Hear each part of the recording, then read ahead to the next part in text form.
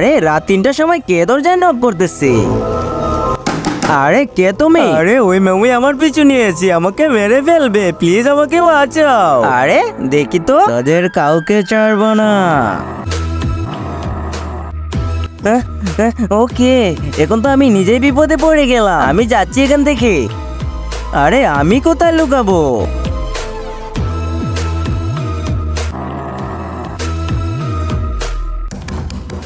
দরজা খুল বলছি। আরে ওই মমি তো মানুষটাকেও বশ করে ফেলেছে। এখন আমার কাছে একটাই উপায় আছে, আমাকে আবার ওই কবরস্থানে যেতে হবে। আরে এটাই তো পিছনের দরজা, এদিক দিয়ে চলে যাই। আরে এটাই তো সেই জায়গা যেখানে মমিটিকে দাফন করা হয়েছিল।